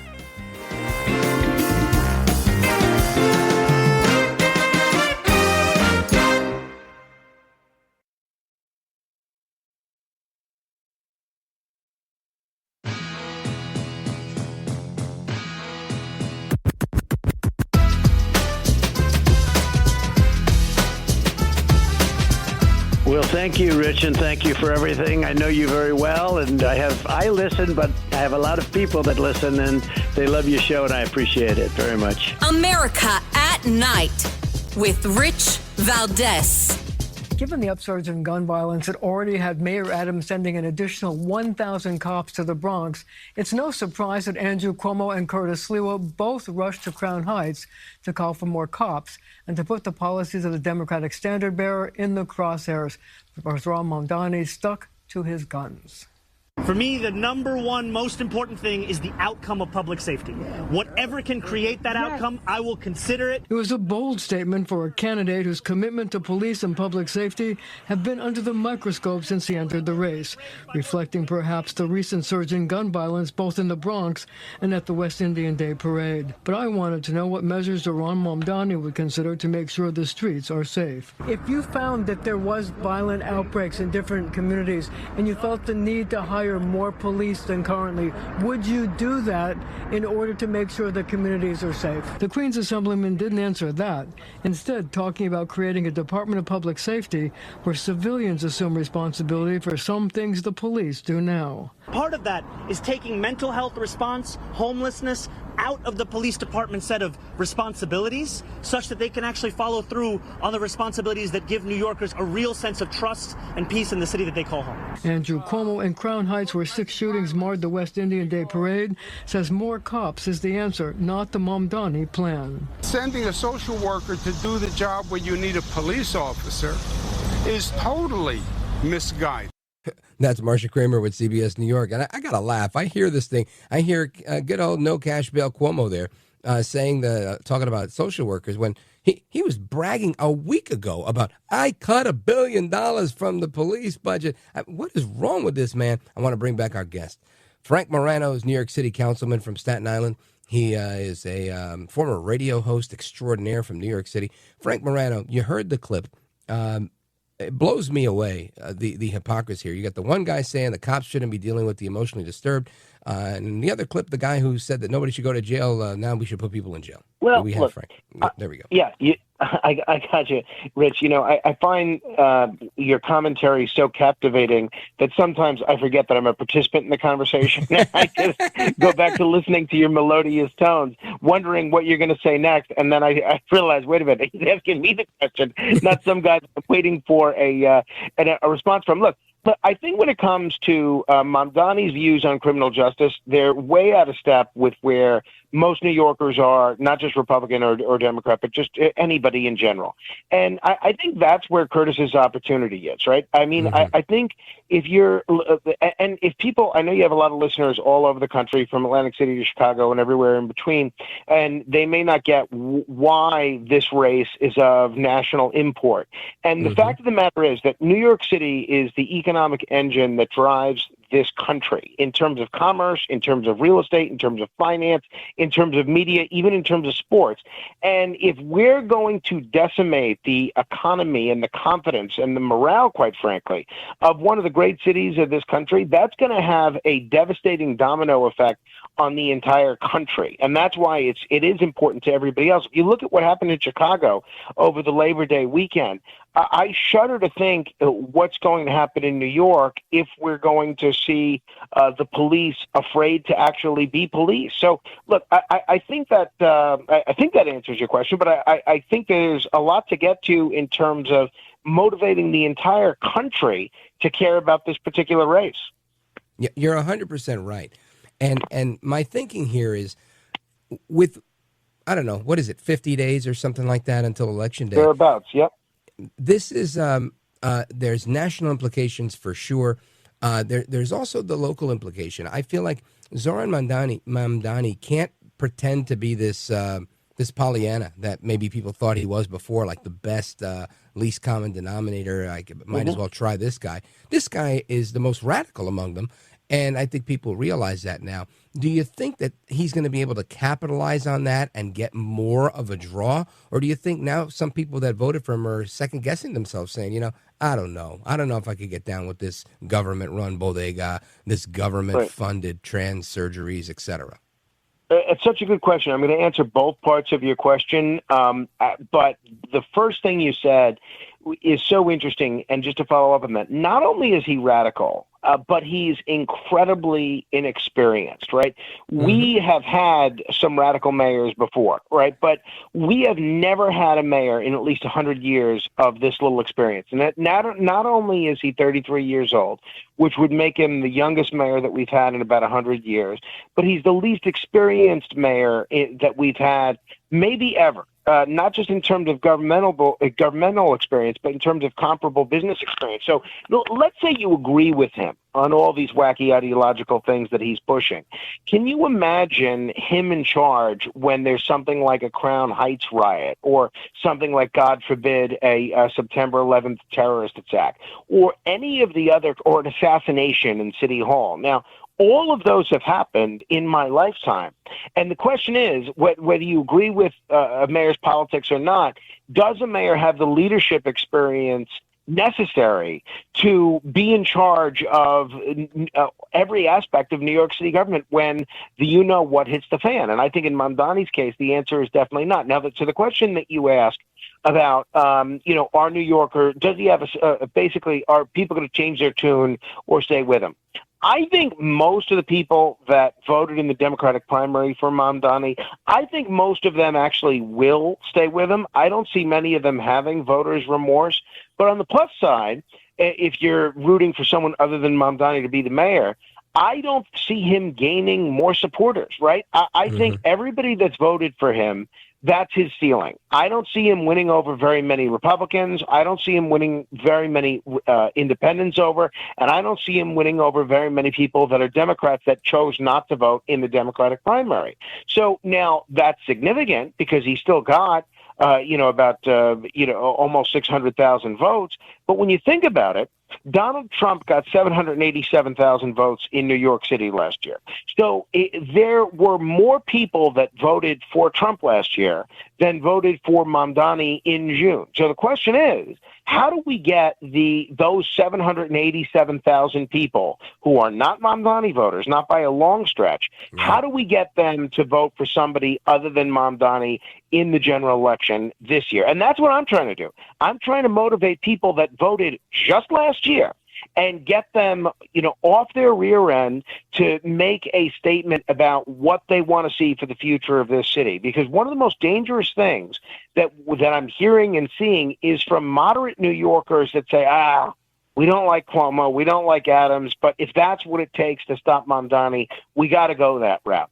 That kind of self-defeating strategy is what allowed Mamdani to win the primary in the first place, because his greatest competitor in the primary was Cuomo. And so many of the people that were for Cuomo, both in terms of individuals, in terms of union leaders, in terms of Democratic county leaders, in terms of elected officials, they were people that don't even particularly like Cuomo, but thought one of two things, that either one, he's not as bad as the other guys, or he's likely to win, so we've got to be for him because he's going to be so vindictive and take it out on us if he does win and we weren't with him.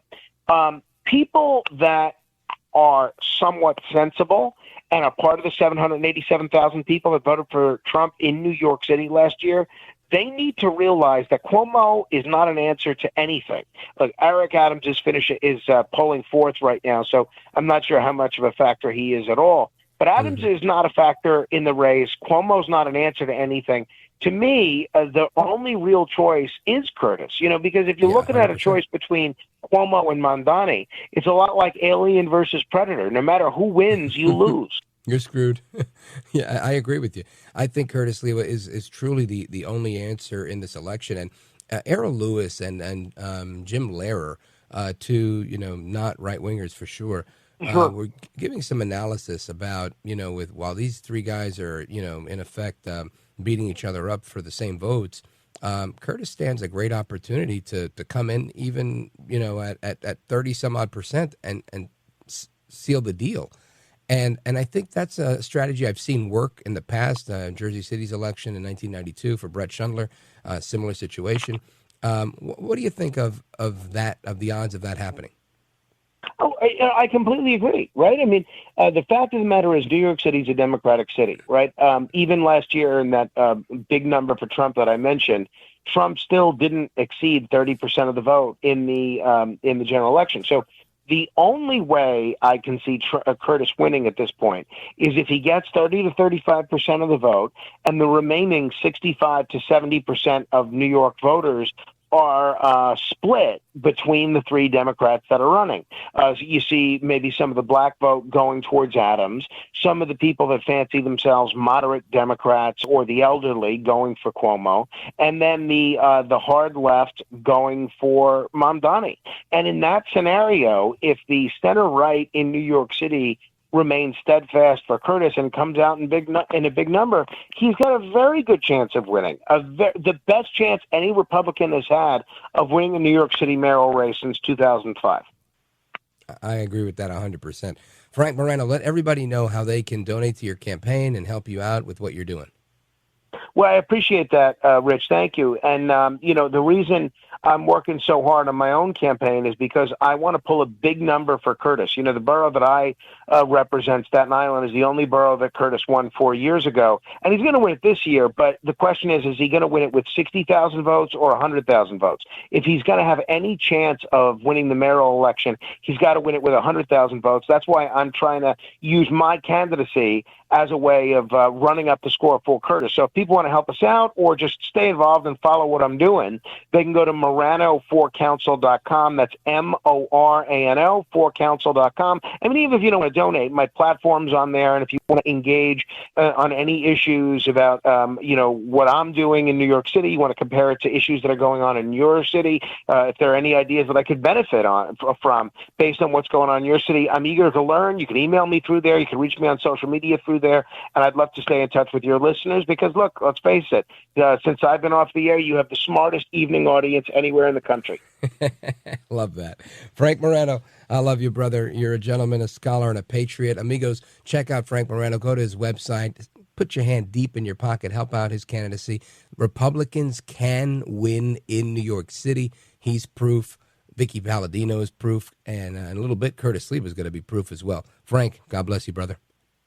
Thank you, Rich. It's always a treat to have you on the radio. It's always a treat to be able to speak with you, and I'm looking forward to our next encounter, whether it's on the air or off. Yeah, and you know what? I don't know if you're going to BNM, but I'll be there tomorrow, so maybe I'll see you. You count on it. I was at a BNM party earlier this evening, and I will be part of the festivities. And I have to, I have a lot of stuff in the district on Wednesday, but I'll certainly be there all day on Thursday. Hopefully I'll see you for both. Outstanding. Barrett News Media for everybody who's listening. All right, brother. Godspeed to you. Amigos, pausing right here, coming right back. Your calls and more. 833-482-5337. 833-4-Valdes. This is America at Night with Rich Valdes. Call now. 833-4-Valdes. That's 833-482-5337. 833-4-Valdes. That's Valdes with an S.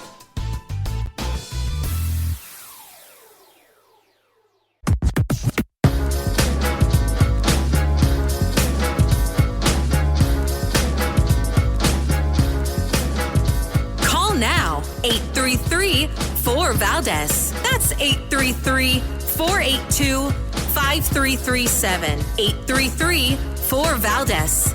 That's Valdes with an S. All right, to the phones we go. Let's check out Dave, Springfield, Illinois, WTAX. Dave, go right ahead. You're on with Rich Valdes. Hi, I'm from the state where the governors make license plates. With so much of our energy-producing resources. All right, Dave, I'm going to put you on hold. I can't hear you. You got too much background noise. Maybe the radio's on. Let's go to Tony. Tony's in Montreal, calling us from WVMT. Tony, go right ahead, sir. Man, I'm so happy to speak to you every night whenever I can. I just want to do quickly a little bit of fallacy fighting from the legacy media. They said that there were only 2 or 3 or 4, I think 4 shooters that were transgender. Let's go through the transgender shooters. Denver, Aberdeen, Georgia, Philadelphia, Uvalde, Colorado, Minnesota. And that's the ones we knew, Rich. And I've always advocated for the right to bear arms and A2, which is all you need in these soft target areas. Institutions like houses of worship and elementary schools and high schools, colleges have to have armed guards to dissuade the people that are non-compos mentis. When you appear to be normal and you can get a gun and then you decide to advocate your transgenderism or whatever political event you have, I believe that we as a nation believe in self-reliance, and we cannot rely just on police to come in certain things. Uvalde to me, was a great lesson. The poor children, Rich, were in there calling, saying, please come and save us. I still have tears in my eyes listening to those tapes and saying, brutal. Where were the cops? Where were the good guys? Why didn't you go in, take a bullet? Maybe 1 or 2 of you would have died, but you got to take that guy out. So guess what? We got to have people on the spot with a gun to defend our children, our houses of worship, and make sure that the FBI reports correctly. In 2024, they said 0% of the good guys that had guns. So I just want to make this really quick. 47.8% of citizens that had restricted permits stopped crying with their good guns. And in non-restrictive states that have gun permits, which is open carry, etc., 62.5 of the good guys stopped the bad guys. So guess what? The good guys win when you arm them, and they don't if you don't help them. That's what I think. True. And I think you're right, Tony. It's one of those things like they say all the time. A good guy with a gun, right? Always is better than a bad guy with a gun. Thank God for that. Brother, I appreciate the call. We're going to continue. Where do I go? We're going to go to Paul. Paul is calling us from Zanesville, Ohio, WHIZ. My man, Paul, what's up, brother? Hey, good evening, Rich. Yeah, I just have a question. You know, I've been hearing these mayors from these Democratic cities running their mouths, but I haven't heard much say from the policemen and the police unions. Do they like the National Guard coming in? Maybe I missed something. But you know, I had the spokesperson for the National Police Association on the show, Sergeant Betsy Brantner Smith, who's the Chicagoan by upbringing, and we also had some audio clips of the D.C. police union head, and both of them couldn't be happier for the federal support. So, at least from what I've heard, it seems to be welcomed. Even Mayor Bowser today saying we're going to continue doing this with President Trump indefinitely. I don't know if she had a choice in the matter, but she definitely said that. So that's what I know, Paul. Yeah, okay. And then I just want to say one more thing, if I could. You know, the president needs a little vacation too. Just because he took a vacation don't mean he's dead. I mean, these people amaze me sometimes. You know, the man likes golf. Look how much he's done in 7 months, 8 months, whatever it is. Look how much he's done. It's so funny. He mentioned, Biden done that. Biden was always on vacation. He was always on the beach trying to get that suntan going. Paul, I got to pause right here, but we're coming right back to the rest of your calls. Don't go anywhere. This is America at Night with Rich Valdes.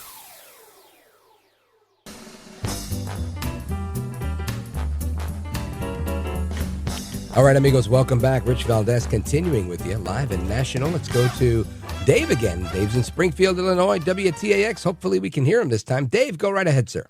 Yes, sir. Thanks for taking my call. Pleasure. I've got two things I'd like to say. Now, Mandami, you've been talking a lot about, is a democratic socialist, right? Mm-hmm. Guess who else was a democratic socialist? AOC. All out crazy. No. Adolf Hitler. You want Adolf Hitler in charge of New York? Yeah, he was a nationalist socialist. Yeah, you're right. Very interesting. Another famous Jew hater, just like Mamdani. These guys, birds of a feather, flocking together. I see your point there, brother. Dave in Springfield, thanks for the call, my man. Shout out to everybody listening in Illinois on WTAX. And amigos, we get to do this every night. I can't do it without you. I always tell people, if I am doing a radio show without an audience, I'm talking to myself in a soundproof booth. That's crazy. So I'm glad you're tuning in. I'm glad you're calling in. I'm glad you're part of the late night national town hall conversation. And of course, for those of you who can't tune in live, I'm incredibly blessed to have you on the podcast. Please check out the show. If you like it, leave a review. Those ratings go a long way. Anyway, hasta la próxima. Take care. Good night. And God bless you, America. I'm Rich Valdes.